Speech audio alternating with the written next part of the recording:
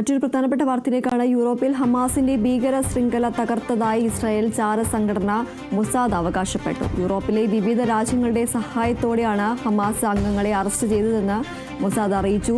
ജർമ്മനിയിലും ഓസ്ട്രിയയിലും റെയ്ഡുകൾ നടന്നെന്നും ആയുധങ്ങളും സ്ഫോടക വസ്തുക്കളും പിടിച്ചെടുത്തെന്നും ഹമാസ് വെളിപ്പെടുത്തി. സാധാരണക്കാരെ ലക്ഷ്യമിട്ടുള്ള ആക്രമണങ്ങൾക്കാണ് സ്ഫോടക വസ്തുക്കൾ ശേഖരിച്ചത്. ഓസ്ട്രിയയിലെ വിയന്നയിൽ റെയ്ഡിൽ ആയുധങ്ങൾ പിടിച്ചെടുത്തതോടെയാണ് ഹമാസ് ശൃംഖലയെക്കുറിച്ച് വിവരം ലഭിച്ചത്.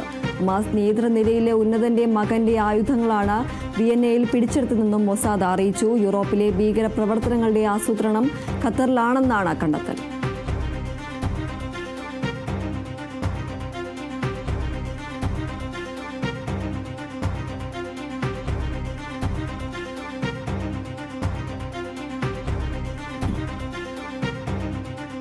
യൂറോപ്പിൽ ഹമാസിന്റെ ഭീകര ശൃംഖല തകർത്തതായി ഇസ്രായേൽ ചാരസംഘടന മൊസാദ് അവകാശപ്പെട്ടു. യൂറോപ്പിലെ വിവിധ രാജ്യങ്ങളുടെ സഹായത്തോടെയാണ് ഹമാസ് അംഗങ്ങളെ അറസ്റ്റ് ചെയ്തതെന്നാണ് മൊസാദ് അറിയിച്ചിരിക്കുന്നത്.